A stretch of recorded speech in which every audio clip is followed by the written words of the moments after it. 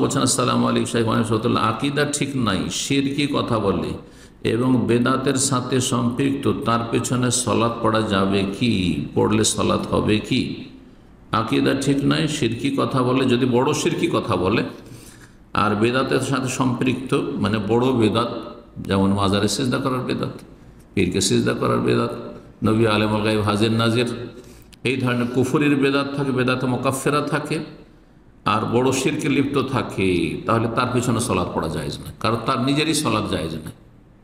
এবং ফুকাহায়ে কেরামগণ একমত, মান সাহাত সলাতুহু সাহাত ইমামাতুহু, যার নিজের নামাজ শুদ্ধ তার ইমামতি শুদ্ধ। যে ফাসেক হইলেও, চোর ডাকাত হলেও তার নিজের নামাজ ঠিক, কিন্তু যদি তার নামাজ না হয়, মুশরিকের নামাজ হয় না, কাফেরের নামাজ হয় না, ঈমান ভঙ্গকারী নামাজ হয় না।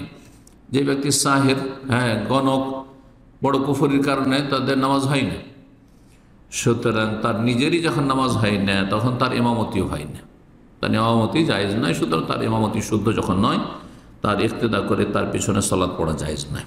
এক কথায়, যদি এমন বেদাত থাকে যেগুলো ফাসিকি বেদাত, শবে বরাত করে, নিয়ত পড়ে, আপনার মিলাদ করে, কিন্তু নবীকে আলিমুল গায়ব হাজির নাজির বলে না, নবী সব কিছুরই মালিক, এ কথাও বলেন না, নবীর দরবারে হাজির এসে মদিনা এসব কথাও বলে না, আল্লাহ ছাড়া অন্যের কাছে চাই না, জিলানিকে গৌসুল আজম বলে না, আর এসব ওরস মাজারে বিশ্বাসী নয়, আর হুলুল ওয়াহদাতুল ওজুদের কুফরিতে বিশ্বাসী নয়, সে নামাজি, তাহলে এইসব বেদাত হচ্ছে বেদাত মুফাসসাকা, ফাসেক বানায় কিন্তু কাফের বানায় না।